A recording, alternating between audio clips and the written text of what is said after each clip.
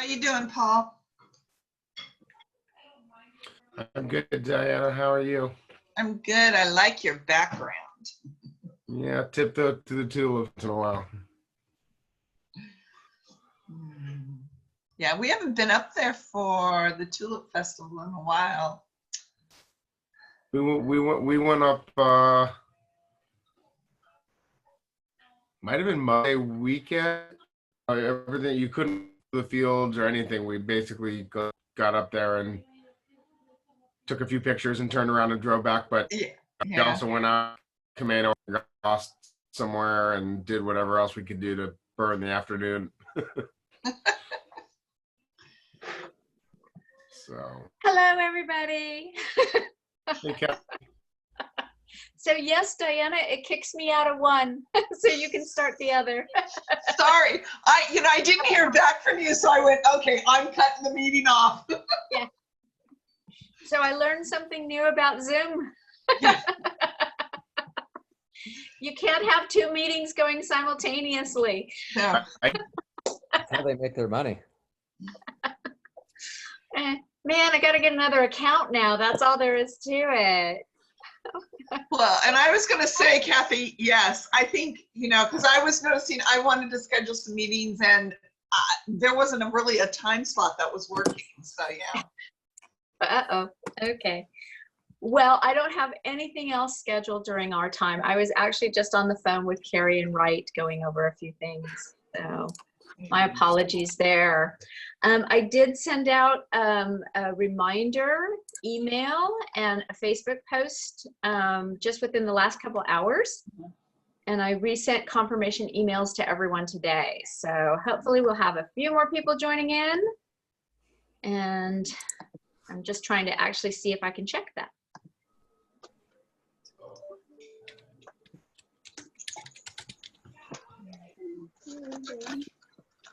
And this one. Yeah. Alrighty, Jen's here, Gloria's here, Russell, Randall, Lori. What's group what? Hey, Steven's joined us today. Okay, I'm kind of going through my list.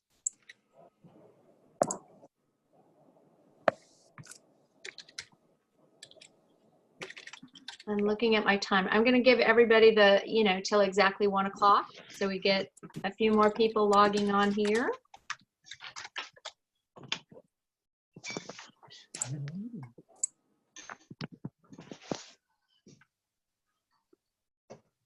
This is on.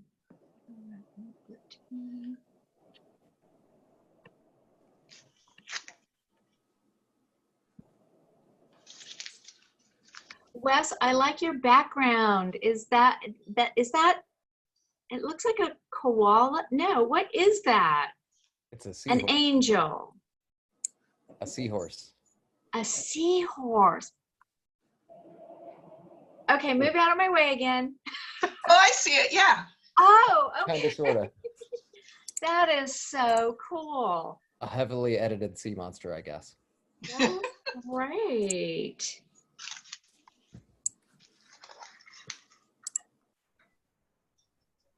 Okay.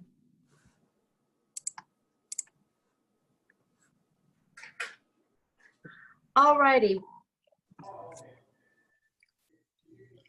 Just making sure everything's ready to go. Okay, welcome everyone to our weekly Wednesday webinar with the Greater Issaquah Chamber of Commerce. Thank you everyone for joining me today. We have a great subject and some very talented people to speak with us. I want to just make sure we go over some housekeeping rules. If you would please all keep yourself on mute. Feel free to use the chat bar if you have questions during the presentation.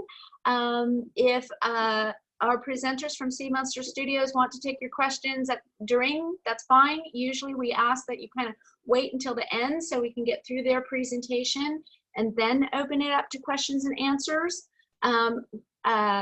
Russell Mallory, he's our communications coordinator. He is here with us today. He's going to be monitoring your chat.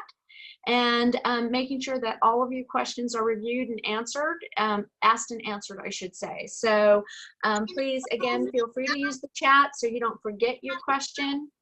And if you could please remember to keep yourself on mute during the presentation, which is this week we're going to be talking about your websites and your revenue generating success. I think we've all discovered since COVID how vital our websites are and how earning online sales is a crucial part of our way forward. I don't think we're ever going to lose sight of that again. I think our websites are only going to become more and more important sales tools for us.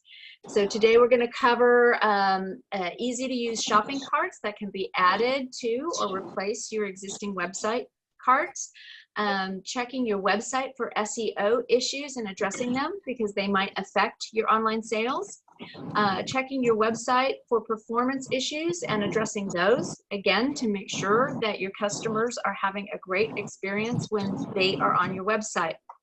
So with us today is Paul and Wes from Sea Monster Studios. They definitely won't have a great experience on mine. Great. Sea Monster Studios is a friendly full-service digital agency offering data-driven strategy, design, and development for your brand. Everything they do starts with the user, with your journey in mind. They leverage testing to effectively map your site structure, serve content the way you want it most, and to keep it, as they say, delightful. And I just love that word. I love that expression. None of us can predict tomorrow, and they admit they can't either, but they want to future-proof with good decision-making and flexible designs what our websites look like and how they respond to our customers. So who knows when you might want a new product, category, or community section. Your text message. And again, if I could just ask if you haven't muted your mic, if you would please do so. We're not wanting to swoop through our tills and grab Okay.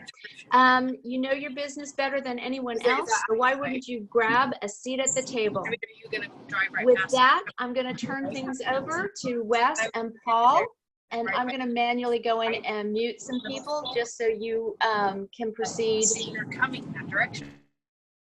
Okay. All right, Wes, Paul, thank you very much for joining us today. And if you will kind of guide us through how we can be better at our online sales. No problem. Thanks for the awesome introduction. Hello, everybody.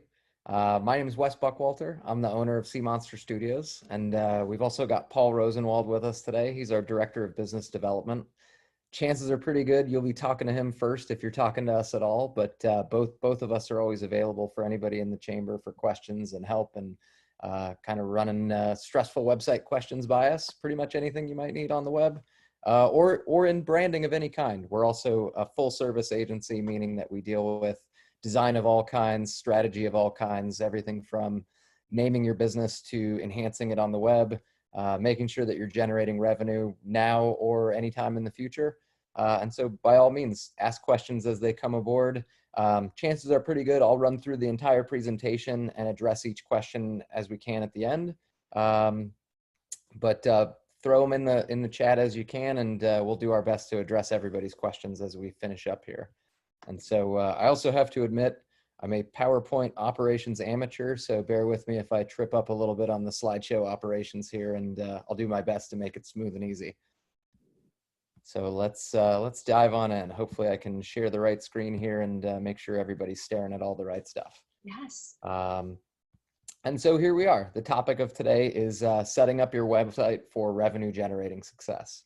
And I think it's fairly safe to assume that we know that all of you have some form of a website, one way or the other, have put something up now or in the past to make sure that people know where your business exists and maybe the services or products that you offer. And especially throughout the pandemic here, we've been receiving a lot of requests from businesses who maybe have something going already, but it's just not hitting all of the nails on the head or firing on all cylinders. And with the shutdown and lack of sort of foot traffic in a brick and mortar sense, or maybe even enhanced online traffic, they're seeing maybe their website's not performing the way they want, or it's not generating the revenue that they'd hoped, even though that everybody's shopping or procuring services online. And so I think today is a topic built for assuming that most of you are online already, but this also applies to folks maybe who don't have a website or maybe who are trying to venture into transacting more often online as well. And so let's see here. What we're going to cover today is getting up and running with simple commerce solutions. So assuming that you have something to sell online, there's a nice handful of easy to use solutions that you can set up yourselves as business owners or as administrators of your website and kind of get the ball rolling on revenue generation. We're also going to take a look at, say, your existing website or what might happen to it after you've set it up to be able to make sales, to make sure that you understand the needs to enhance your content and structure it in such a way that both your users can consume and that search engines and robots will consume as well. And then understanding and enhancing the performance of that website, because we all know that every single one of us has a very short attention span. And so making sure that your content loads quickly, that your site's delivering a great experience to your users is essential for generating a maximum amount of revenue. I'm certainly not going to call you after 5:30. Let you have your life. So, yeah. So we'll get started in the first topic.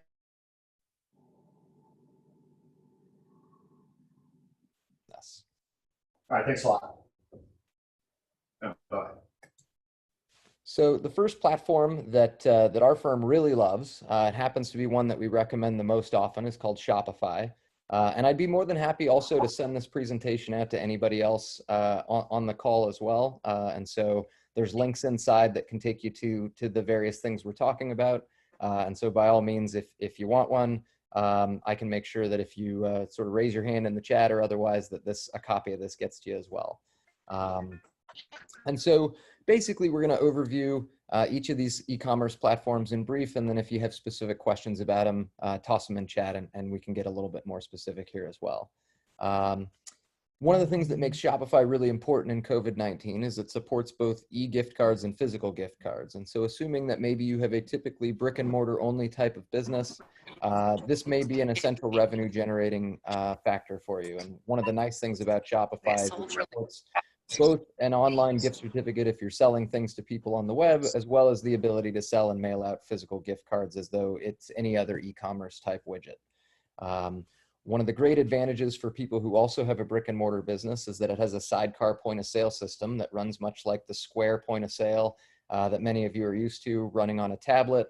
It allows you to run things like pop-up stores or run your entire physical business that agrees with the inventory that you keep on the web. So you have a unified inventory structure, a traditional cash register mechanism as well that can swipe credit cards and take cash and offline payments. And it really provides an all-in-one advantage for a scenario like that. It also has what they call buy buttons. So if you have an existing website and setting up the full-blown platform of Shopify, running your entire website from the platform is an intimidating or an impractical solution for you, you can also simply use its e-commerce backbone to embed a buy button into your website. So let's say you have a WordPress website or a Squarespace website. You can actually drop the Shopify buy button into your site, and a little fly-out Shopify cart pops out from the side as users put products into it. And you can utilize your existing architecture and simply supplement it with the Shopify platform as well. It also has a large array of add-ons or apps. And so if you do decide to go down the road of building a website into the Shopify platform, much like the Apple App Store, it has a really great array of bolt-on solutions for things like subscriptions or reviews or store finders and all sorts of add-on functionality that are available in sort of a micro add-on payment sort of scenario, and many free apps as well that work quite well. Another platform that is very viable for small businesses is Squarespace. One of the great things about Squarespace is that it's simple to use. You can be up and selling within a day. So assuming you may have a website, but you need to enhance it, or you don't have a website and you need to get up and running right now, Squarespace has a killer array of themes that allows you to sort of just populate some simple content, make sure that your users understand who you are, as well as a relatively tight integration with a platform called Acuity Scheduling, which, so for example, if you take appointments for your visitors or your users to shop with you or pick up something from your restaurant or your retail store, there's a third-party platform called Acuity Scheduling that allows you to manage moment by moment appointments with users if you have to resort to such a thing. It's also a killer platform for people like hair salons, nail salons, people who actually depend on appointments for their regular course of business to take a large pool of, let's say, barbers or hair trimmers to let users pick and choose from the available slots that you might have across an entire company and book appointments there, as well as pay for those appointments right through the platform as well. It has no code whatsoever that you need to know, not now, not ever. So you can essentially set up an entire website without knowing HTML or JavaScript or any of the things that we tend to specialize in. And so it makes a great both entry point type website, and I've actually seen very large enterprises using Squarespace as well. So it'll sort of grow with you and carry you all the way through sort of massive multi-million-dollar online sales as well. Generally, there's a small shortcoming in the no code, not now, not ever scenario, meaning that oftentimes you're stuck with bolt-on solutions, but in most cases, it's a great array of bolt-on solutions that tends to work quite well. And we tend to preach often that keeping it simple is an essential part of doing business online. And I think Squarespace's philosophy behind that really sticks well to our version of that philosophy also. It does support, as I mentioned, simple e-commerce. It's great for retail and physical goods. It's a little more difficult to use for services because you're essentially selling widgets. But if you're selling, say, time or allowing users to buy specific amounts of service from you and think about it in a widget type format, it might also be a great solution for that and would be very adaptable. And it really comes down to the language that you might be using to explain that service as a product anyway. The next one is WooCommerce, and this is a big player in the WordPress game. If you have a WordPress website, WooCommerce is available as a free or open source plugin that bolts right onto your WordPress website. And you can sell pretty much anything with it: subscriptions, digital products, single widgets, services, and it's all integrated directly with your existing WordPress site. The nice thing about it as well is it's simple to add to that WordPress site. It's got sort of an adaptable theming engine that will adopt the look and feel of your site for the most part. It comes with a pre-built checkout process and a pre-built customer management process, and really all the mechanisms you would need to sort of bolt on an e-commerce solution to an existing WordPress site and get up and selling pretty quickly. It also has a robust payment gateway offering, which is an essential part of e-commerce. A payment gateway is the ability for you to take a credit card online. And one of the biggest advantages of WooCommerce is that I think they have one of the most robust offerings online. And where that comes into play for most small businesses is you probably already process credit cards as it is with your bank. And there's a pretty good chance that that bank supports one of the payment gateways. And there are literally hundreds of them that work with WooCommerce. And so you don't necessarily have to sign up for new processing or new payment mechanisms, including things like PayPal or Bitcoin. All of those mechanisms are available within WooCommerce as well. It also has a massive library of open and closed source plugins to enhance the offering. Much like Shopify's apps environment, WooCommerce uses WordPress's plugin environment to add on functionality as well. And so as an example, if you wanted to start taking subscriptions, there's a plugin for that. If you wanted to sell digital downloads, there's a plugin for that. And then, in fact, actually, as of writing this, this document, WooCommerce has more tightly integrated digital downloads. So that's actually a built-in feature now. The other great thing about the platform is because it's built in WordPress, which is such a ubiquitous website platform, it also tends to be somewhat ubiquitous in the sense of finding a developer who can work with it or who wants to work with it or even can pick up in the middle of another developer's project is relatively simple to do. Another great platform that's an up-and-comer these days that we've worked with often is BigCommerce. I would say it's as similar to Shopify as just about anything out there. It tends to be a small to very large enterprise platform as well. It also supports e-gift cards and physical gift card sales. So just like Shopify, it will sell digital or physical versions of gift cards. It has an official WordPress plugin as well, which gives you the advantage of, wait, you just said if I had a WordPress site, I should use WooCommerce. Well, just like Shopify and just like WooCommerce, you can integrate it directly with WordPress also. And so it's another killer bolt-on solution for those of you who are using a WordPress site. It has a large array of add-ons and apps as well. And I know this is sort of getting to a broken record standpoint here, but this sort of add-on functionality we found is very essential for small businesses, especially who may not have very large development budgets to custom build functionality for their site. These sort of bolt-on solutions tend to be very well vetted. They tend to work quite well across websites. And it gives you a sort of do it right now additional functionality. So as an example, if today you decided we're starting a new market segment and we're selling face masks, and those face masks need to have a custom embroidered name on it, there's a plugin that allows you to say, ask a user, what name do you want embroidered on it? Rather than building that functionality in with a developer on the site, you can literally purchase a plugin, drop it into BigCommerce, and that functionality becomes available to your users literally within minutes. So what about restaurants? We can't forget all of those that are taking food delivery orders and curbside pickup orders and things like that. And so a lot of restaurants tend to start with an online site of some sort, whether that's displaying your menu or trying to sell food. And so there's a lot of killer solutions out there that I'm sure most of you have found out about a little bit, especially now with the pandemic going on, making sure that your restaurant is operating at sort of optimal performance from a revenue generation standpoint, despite all of the things that that may have shut us down recently. So Square is the sort of monster in the room, I guess, when it comes down to point of sale systems for restaurants. It tends to be probably 1 out of every 2 restaurants that we've worked with has either used Square in the past or is currently using Square now. It's a tablet-based e-commerce platform or tablet-based cash register platform that works on a point of sale.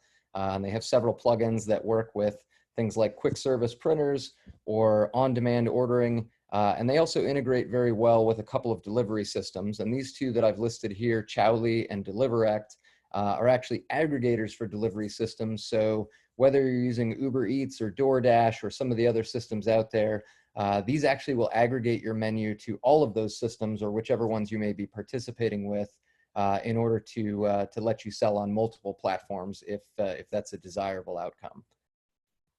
Another one is Toast. And Toast is another major platform that we see popping up in restaurants more often than not. That was a pretty great pun, actually. It also has embeddable online ordering that you can drop right into your website. They also integrate very tightly with some of the delivery services that are out there if you're not rolling your own deliveries. So things like DoorDash, again, another great service that builds right into Toast and allows you to integrate pretty quickly. My experience with Toast versus Square tends to be that Toast is a little more robust in the setup format, and so it takes a little bit more work to get up and running. But both of these systems would be really excellent for a restaurant or a food service, whether that's grocery delivery or bakeries and things like that, both to work as your in-store cash register, as well as add some supplemental features to work with delivery systems and online ordering as well.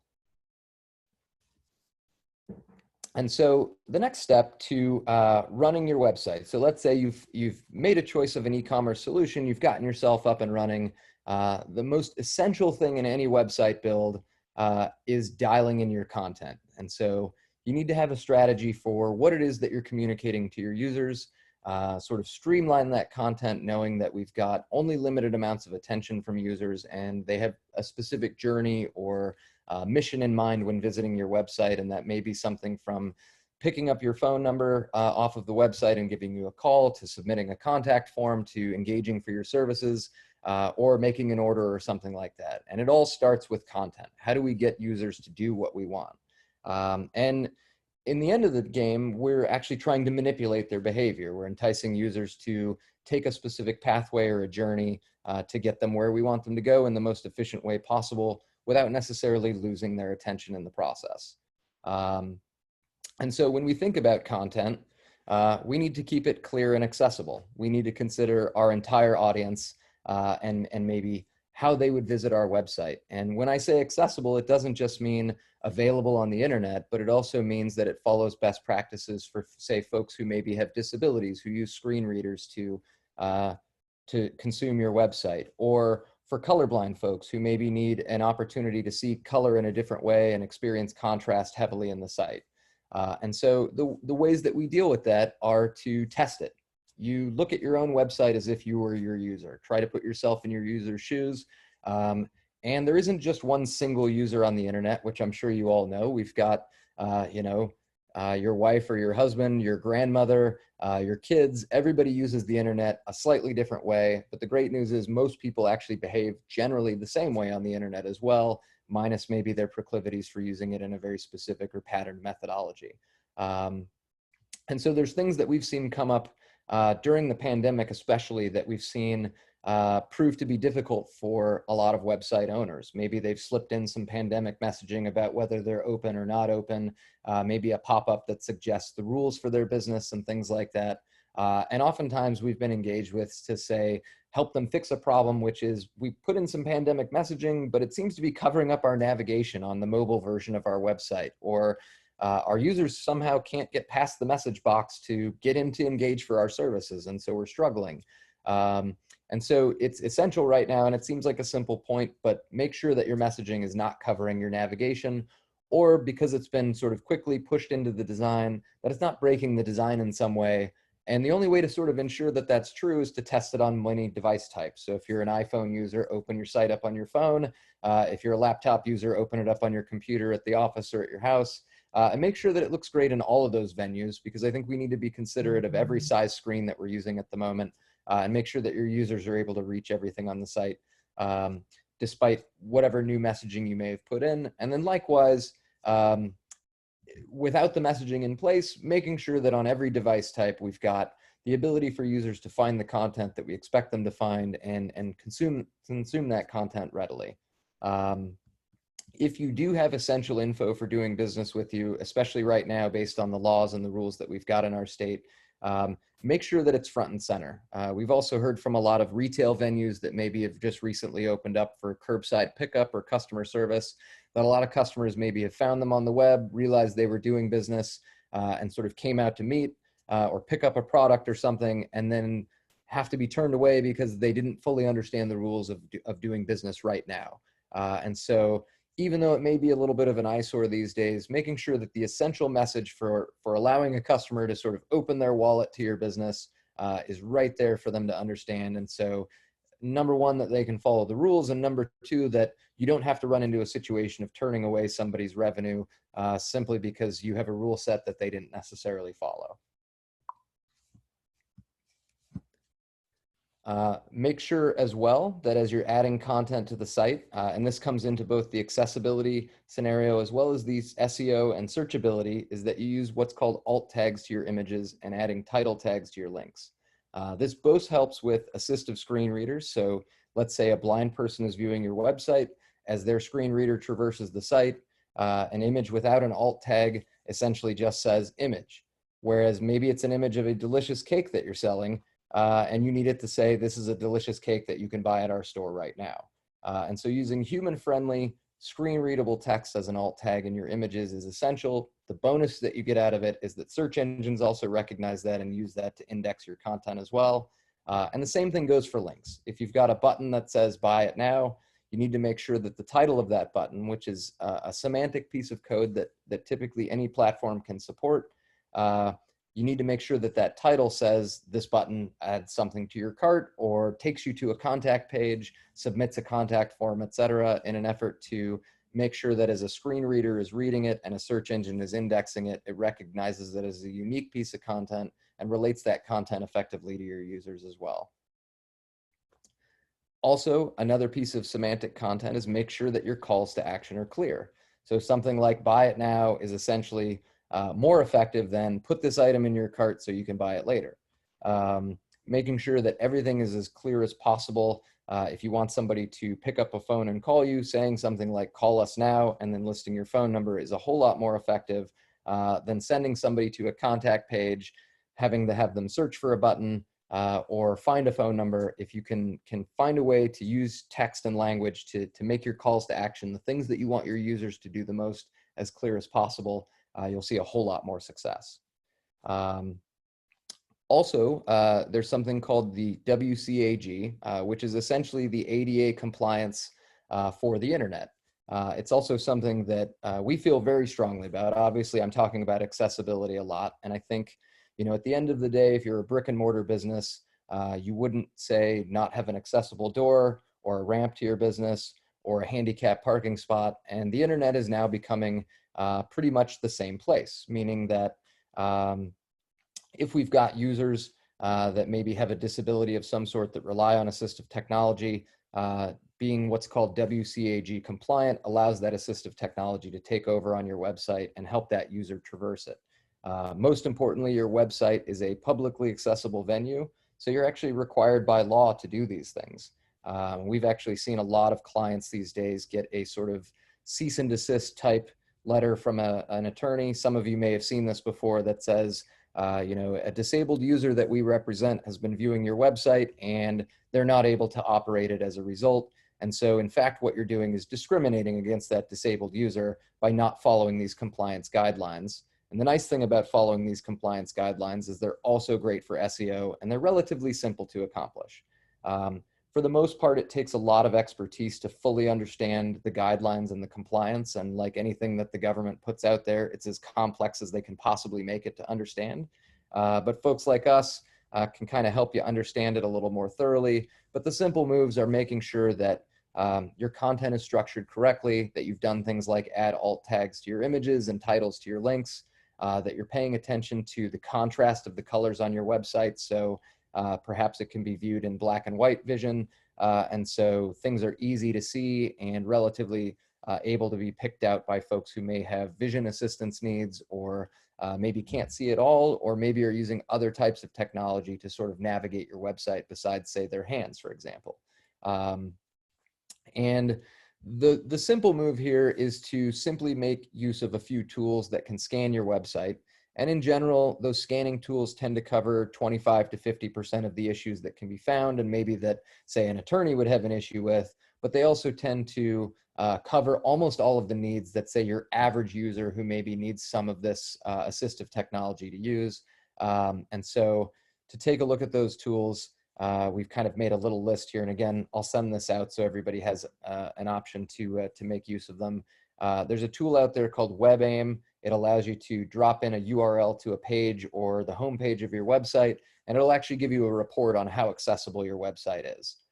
It'll make sure that you have a sort of clear guidance with a little bit of a, a dot over a problem area that says this particular item is a trouble zone, and it offers suggestions on how to fix it. It doesn't necessarily do the fixing for you, but it gives you really good insight for how you might be able to fix it yourself, or maybe even information that will save your developer a round trip to figuring out what the issue is and fixing it as well. Another great one is Google Lighthouse, and it's a killer tool because not only does it discover accessibility issues, but it also helps you understand page speed, page load time issues. It helps you understand whether your SEO is in Google's version of good. It will also sort of has a generic best practices methodology to helping you understand whether you followed best practices or your developer has followed best practices in the code. And it tends to be our starting point for some of the type of reviews that we do on websites that potentially help users sort of understand, is my website performing well? Is it compliant? Does it have all of the right things going in it? And there's really no website out there that's perfect. And so even my own website, as we sort of traverse that road, as we were sort of reviewing it during creating this presentation, we were able to pick out a few issues here and there from Lighthouse and WebAIM to sort of address as we filled this out as well. And the thing to keep in mind about these two tools is that your website is like an organic creature. It's always changing as you add and remove content. Everything needs to be reviewed over and over again as much as you can. And maybe, let's say you do it once a month or once a quarter and address all of the issues that maybe come up. It would be a really helpful tool or technique to use to sort of make sure that your website is kind of operating at peak performance, which at the end of the day is one of the reasons why search engines will find you. Users will suggest that your site is easy to use and good to use, and really help you out in sort of climbing to the top of the list in search engines and sort of bringing that level of delight to your users of these guys were great to use and I never even had to interact with a human being. Another neat tool that you can impose on your website is called UserWay. And this is a bolt-on solution for WCAG compliance. And the important thing to know about this tool is it doesn't actually make your site compliant. It's a stopgap solution before you go down the road of making your site compliant, but it offers solutions like altering the color contrast of your website so users who maybe are colorblind can read it. It has a screen reader built in, so a voice will come up and read back the content of the website to you. And we suggest that UserWay is an intermediate solution between actually correcting compliance issues, which is the sort of tried and true legal way of correcting that kind of stuff, and sort of the gap between getting a developer involved and dealing with it. It's also a great solution to understand your website from a disabled user standpoint, understanding how a screen reader might read the tool or read the content on your website and relate it back to a user. And it also happens to be helpful in the sense that as a screen reader is reading back content to your website, it's the same way a robot or a search engine would be consuming that content as well, and sort of gives you a layperson's version of what is a search engine seeing on my website as it's reading it back to me. It has a couple of other additional tools for, say, increasing the size of the fonts on your website and things that might help a user who's struggling a little bit to, say, see your content or otherwise find a nifty way to consume it. It's also important, I guess I mentioned it already, but to understand that this does not legally help you comply with ADA compliance, but it is a great middle of the ground tool to get you there. So once you've got your content dialed in, you've said all the right things, you've managed your SEO, you've made sure that your images are related correctly to search and users, you've dialed things in so users of all kinds can understand the content and so forth. The next thing is making sure that it's loading as quickly as possible.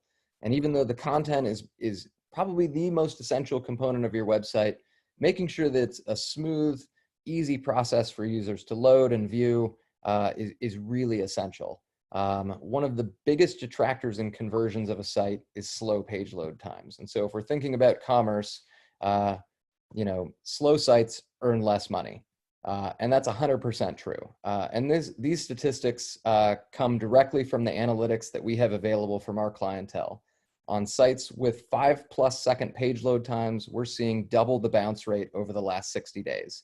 And this is true as of about a week ago. And so that basically means that on sites that load in 5 seconds or more, they're losing almost 100% more customers than sites that load less. And on sites with 3 or less second load times, we're seeing an average of 22 seconds of extra attention out of a consumer. An average consumer gives us 89 seconds of attention. In this case, the sites that load faster, we're getting 120 seconds of attention or 115 seconds of attention. And that extra 15 or 20 seconds doesn't sound like a lot, but that's enough for a user to make a decision to make a purchase or not. We're also seeing a 150% increase in conversion rates. And that essentially means somebody putting something into their cart and completing a purchase, or clicking on a button, taking a call to action and enacting whatever it is that it's asking them to do. And that's a huge deal.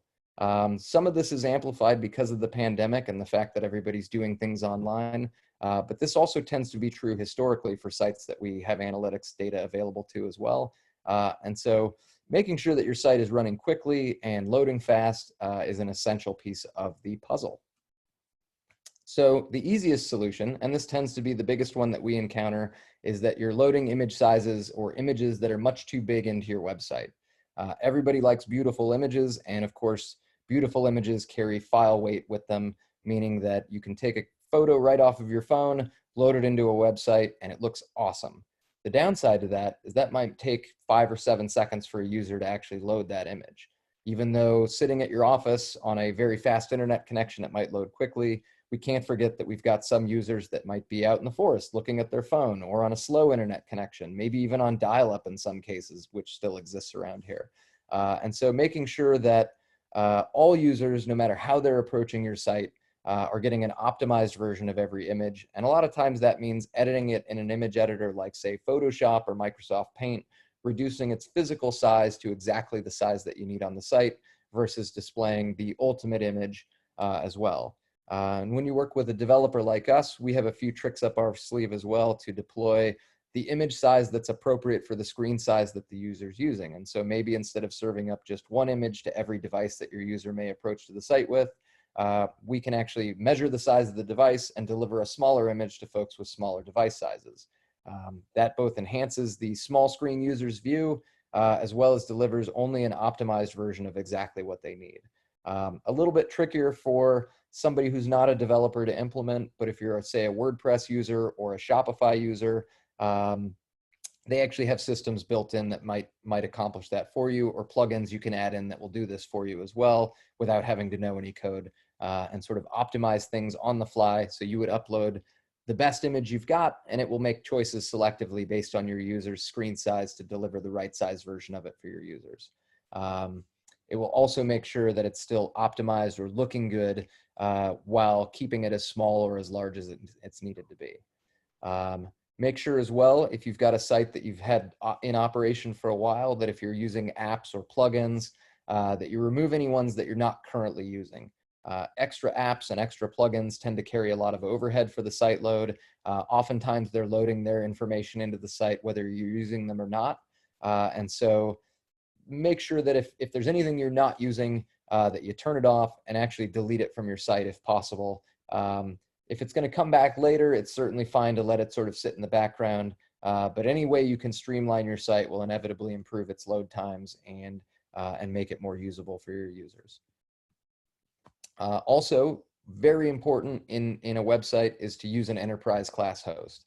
Everybody gets attracted to the $2.99 a month web hosting plan, which sounds like a great deal for any CEO. And the downside to that is that you get $2.99 worth of web hosting every month instead of an enterprise class host. And so even though you may not be a massive enterprise, making use of a large and scalable web hosting platform is an essential piece of the puzzle that really doesn't carry a massive cost. In our case, what we would consider an enterprise class host is somebody who can deliver content quickly. Maybe they have a platform that's built specifically for your website. So let's say, for example, you're a WordPress website. There's a lot of WordPress-based web hosts out there that not only keep your site more secure and work with the sort of security vulnerabilities that exist in a WordPress site, but they also deliver it a lot faster. Maybe they use what's called a content delivery network to utilize global servers to deliver your content. They also tend to come with killer customer service. And so as a sort of normal internet user who may be trying to administrate their small business's website, you have the advantage of getting paid service with an enterprise class web host who can certainly help tackle some of the more difficult, complex problems, make sure that your site's backed up, that it's delivering optimally, and those kind of things. And generally, you look at it this way. You might pay $2.99 for a budget or consumer grade web host. You might pay $40 a month for an enterprise class web host. So it's not an unattainable expense. And by all means, the difference between the two from both a performance scenario as well as a protection scenario may in fact save you a mountain of money over time as well. Going back to these statistics about bounce rates and conversion rates, simply switching to an enterprise class web host from, say, a consumer grade web host might make the difference in that 3-second load time, increasing your conversions to 150%. And let's say your product that you're selling is $35. Well, you only have to sell 2 more to make up the cost of that web host from a profitability perspective. And so from our perspective, it's very worth it. And also tends to be, because of the added security you get with enterprise class web hosts, unhacking a website that's been hacked due to a lack of security tends to be ultimately more expensive than even 5 or 6 years worth of web hosting that might come out of a host like this as well. So in our opinion, it tends to be a cost saver, and also tends to be one of the easiest things you can address to solving some of these page speed problems, making sure that your site's running as optimally as possible. And I kind of look at it like this: you'll pay $200 to $300 a month for your cell phone service. Why would you only spend $2 a month on your web hosting? And so, from our equation and sort of the way we look at it, it's an essential service that you can't live without. And it's definitely an easy upgrade that can be done by yourself or with the help of a developer like us as well. Some tools that we use to measure site speed and make sure that we've sort of addressed all of these issues are 2 that many of you may have seen or heard of before. Maybe you've seen your existing agency or developer work with. or maybe you've never heard of them. They're GT metrics, and GT metrics is another one just like the compliance tool that we talked about. You paste in a website URL and it comes back with this really long report of all the good and all the bad, and puts it in sort of a report card format, an A through F grade on all the different moving parts for your website.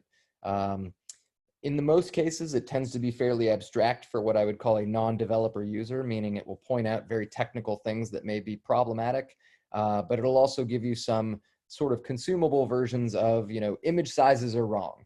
And it'll explain to you how much time is being affected by your website's page load times due to the image sizes being out of order. It might also give you insights like your hosting is too slow, or the content isn't loading correctly because of broken code. It'll give you some basic guidelines that I think are still very interpretable by a layperson to understand problems as well as advantages of your website.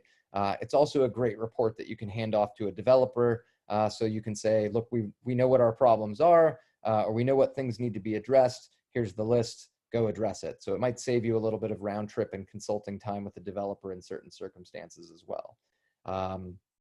Another tool that's very popular, and you may have seen, if you have used it before, sort of warnings and things that come up from this tool that say, your Google page speed is too slow, or your Google page speed is running at an optimal level. And Google page speed tends to be just that. It's Google's version of how their robot looks at your website to determine whether or not it considers it fast or not fast enough. And the advantage you get out of the Google page speed tool is it takes a mobile first approach, meaning that it looks at your website from a throttled mobile connection, your average telephone screen user, and what their experience is like. And so Google, the search engine, indexes your site based on its prominence of speed on a mobile device, not on a high-speed desktop connection. And so it gives you the advantage of knowing that 50% of my users here in the Puget Sound are mobile users, and we're delivering the best possible experience to those users who maybe are approaching our site on a small screen device for the first time.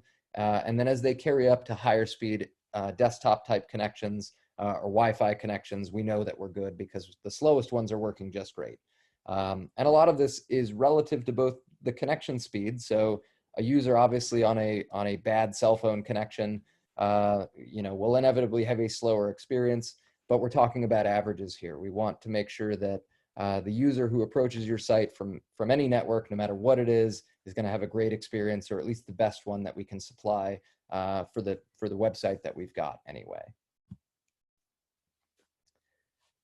And so that's our entire presentation. I know that was really quick and generally high level overview, but we'd be very happy to get granular with the questions here in chat if you have any, maybe address specific cases if there's any that come up, and then we can go from there. Wes, that was excellent. Again, you can use the chat to ask a question if you like, or you can raise your hand if you're familiar with Zoom and you know how to use that feature. I'm going to start it off because I have one question going back to the beginning of your presentation when you were showcasing Shopify, Squarespace, WooCommerce, and BigCommerce for us. You mentioned gift cards when you spoke of BigCommerce, and I might have missed it, but how are the others for managing gift cards? They're all actually pretty great, and it depends whether we're talking about an e-gift card or a physical gift card that maybe gets used in store. From all of the platforms that we named, if you're selling a physical gift card, it's the same as any other widget that you might sell. You take somebody's money, you put it in an envelope and mail it to them, or they can maybe pick it up in your store if they're coming by to get it. In the e-gift card format, Squarespace I think would be the only one that doesn't have an out-of-the-box solution for that, but the remainders do. And so, for example, if you have an array of retail goods on your store, clothing, for example, a user can buy an e-gift card that they can then use again on your e-commerce platform. And in the case of Shopify, one of the great examples of the POS system advantage is that e-gift card could also be used in store. So it kind of bridges that gap a little bit as well. As far as selling physical gift cards, really anything that allows money to transact, it's really up to you to drop it in the mail and get it to your users or ship it out to them or whatever. And so all would be an excellent solution for that. Okay, great. Thank you. All right, so let's go ahead and open it up then. And Russell, have you been monitoring? Do we have any questions? Nothing in chat so far. Okay. Although I'm free to open it up to the group if anyone, like you said, wants to use their raise hand or enter their questions in the chat. Let's go ahead and do that. Let's let the group come up with and just freely ask questions, and we'll take it from there. Should I address them? Yeah, it as looks they like we've pop got up? one from. So it looks like Cornell has asked, web accessibility, does it apply to all profit, nonprofit businesses? Absolutely. And so there's now legal precedent across the US that internet, I guess, is a real thing from the government standpoint. There's precedents in cases across the globe, but most importantly in the US, that accessibility has to be addressed in any publicly available venue. And your website, in this case, is looked at just like a storefront. Unless there's only an opportunity for somebody to gain a membership and log in, I think it's technically publicly available, and addressing accessibility issues is an essential thing these days. And in general, I think the sort of hand of the government, if you will, or the hand of the system behind it tends to be pretty swift and brutal in this case. And so it's really becoming a prominent and important issue to deal with. Something else that we actually attended a brief discussion the other day about accessibility is really important for those of you who may be just getting back to business and are hiring up again. One of the really important factors from an accessibility standpoint is if you're using, say, a third-party tool that takes job applications on your website that maybe you embed into your website. If you are using a third-party tool that doesn't have accessibility built into it, and it's kind of 50-50 these days, you're actually discriminating in hiring as well. So you're getting a double whammy on your website should be publicly available to everybody of any walk of life, and at the same time, you're using discriminatory hiring practices to prevent disabled people from attempting to, say, apply for a job. And so for those of you who are doing online hiring, it's even more important to worry about accessibility than simply those of you who maybe are displaying information or giving out, say, commerce solutions or otherwise.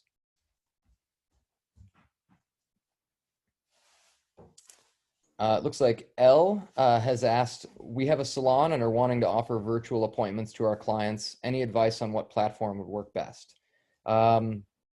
It kind of depends on whether you're using a solution or not. In the salon world or in the sort of, I guess, beauty by appointment world, there's a couple of major players out there. I think there's one called Mind Body that tends to bridge the gap between, say, yoga users or yoga studios and hair salons and estheticians and things like that. And it tends to be very popular. It also has a sidecar app that works very nicely for doing anything from, say, selling merchandise at the point of appointment as well as gathering appointments. We actually like the embeddable tool. If you recall back in the Squarespace conversation, there's one called Acuity Scheduling. We like that very much. It's incredibly affordable in comparison to a lot of the salon type tools and works virtually the same way. We use a very similar appointment mechanism for our web customers who maybe are asking us for appointments as well. It shows up with a calendar on your web page. It lets them pick their favorite day and shows them what days are available. It lets them pick a time slot. And in this case, allows them to, say, pay for that appointment in advance if they want to as well. And that was called, again, Acuity Scheduling. And it's spelled a little bit different than Acuity normally would be spelled, but pretty easily findable on the web. And it's embeddable into any website. And I think it tends to work very well. If you're only worried about booking appointments and maybe not necessarily taking money in the process of booking that appointment, something like Calendly, Calendly, is another great sort of appointment booking platform. It allows for what's called a round robin booking, meaning that maybe you have a pool of 5 or 6 stylists and it's kind of a first come, first serve scenario versus, say, somebody saying, I want to work with stylist number 1. It'll allow them to book with any available stylist based on the availability of the entire pool of employees that you may have. I had a quick question about the page speed test tools. Certainly, go for it. I was just wondering, with those tools, do they give more of an overall load time, or will they kind of drill down into, like, say, this third-party plugin for your Instagram gallery is what's slowing down your overall load speed? Is there that level of kind of drilling down to your pages, plugins, and all that good stuff? That's exactly right. So they both have a sort of general, I don't know, let's call it chapters view, and then a very specific index view. And so it will give you a, let's say, page load time is a C- because of JavaScript. And then if you were to say dig a little further into that statement, it gives you a page load time is an issue because of JavaScript, and this very specific JavaScript is the cause. Sometimes it's a little cryptic in regard of you have to know that the Instagram JavaScript file is related to your Instagram plugin, but it would give a developer really quick insight, and chances are pretty good that an average user could sort of figure out what the file might be related to and understand that there's a specific area to address. Great, thank you. Absolutely. Well, just out of curiosity, and maybe, I don't know if everybody wants to participate or raise their hands or not, I'd be curious to find out how many of you are selling things or booking appointments online, some sort of transactional system versus simply advertising your business and making sure that your consumers know who you are. If everybody wouldn't mind participating, I'm very curious to find out maybe what the split in the audience here is about, let's say, hands up for e-commerce and hands down for not e-commerce. Okay. So we're going to get visuals and clapping. Okay. Oh, and I guess there's a raise hand function on the visitors or participants screen. You don't have to show me your face or anything and raise your physical hand. Okay, so it looks like we have at least 4, 5. Awesome. Yeah, it looks like a pretty even split between folks doing commerce online and those simply doing, say, advertising and marketing online. Is there, from anybody's opinion, a better or worse platform that you've worked with that, we've dialed in our solution and this is what's worked best for my business? Is there any thoughts on something I haven't mentioned or, anything I can learn from you all today? I see that Stephen jumped in that he uses MindBody for his point of sale system and Wix for his website.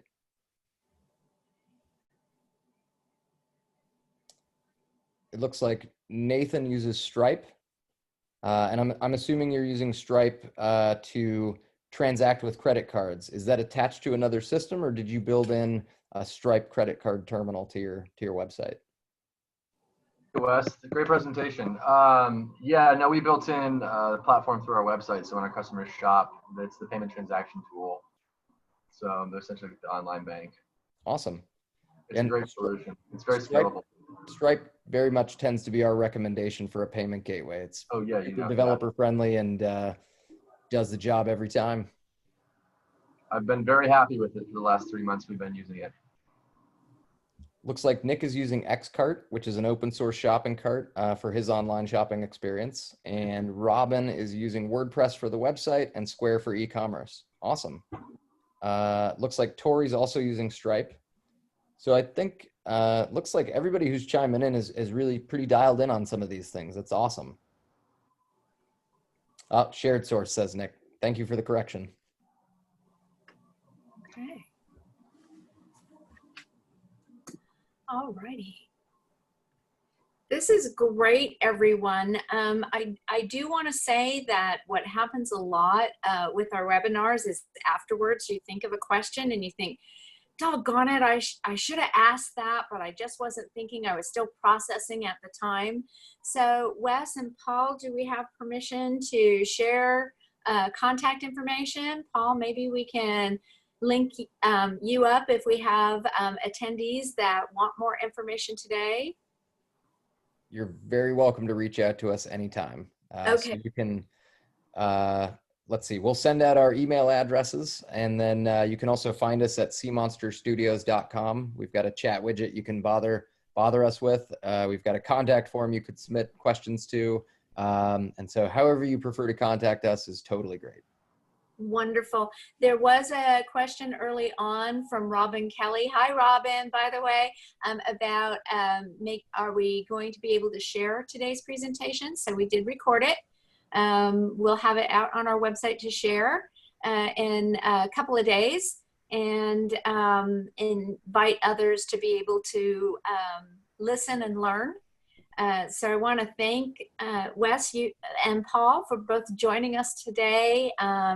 It's great information. It's something we all struggle with. You know, the one thing that I know you get is that we all wear many hats in running our businesses. And what we're really, really good at is the passion of our business, not all it takes to get us there to run it. So it is a little bit of a challenge. It's always nice to have some sort of insider information. And I have to say, thank you for all of these great tools. I have not been in a presentation in a very long time that's just been so open to say, hey, here's all these tools, and to really share with us usable things that we can walk out. And I now have, I should have counted, but I think I have 4, 5, 6, 7, 8, 9, 10.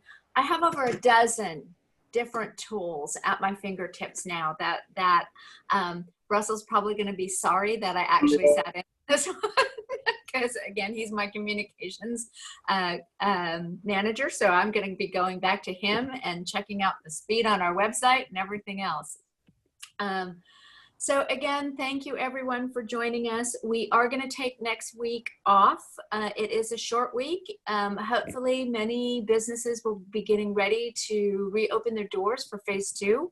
That's one of the other reasons we wanted to make sure we had this webinar before you were getting into the throes of reopening your doors, so you have a chance to utilize these tools that Sea Monster Studios have brought us today.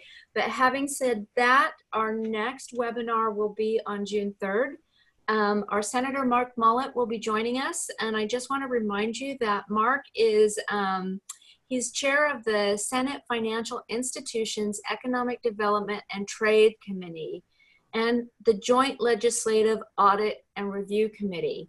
He serves on the Senate Early Learning and K through 12 Education Committee, and he serves on the Ways and Means Committee. We're going to be asking him about what's next for Washington. We know Washington's going to be facing a budget crunch of their own. But on top of that, what have they received from CARES Act?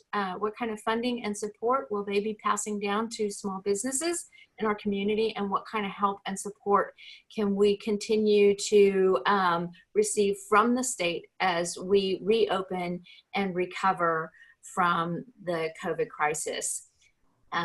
Last time, again, just thank you, Wes and Paul.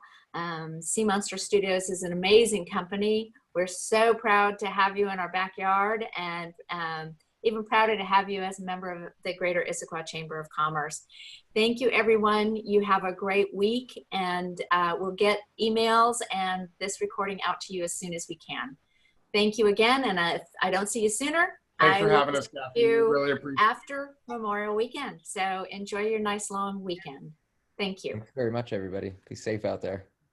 Look forward to meeting you, Wes and Paul, at some point at a chamber event. I'll see you there. One of these days. Take care, Nathan. Thanks a lot. Thanks much. Bye, guys. Thanks, Everybody have a great day.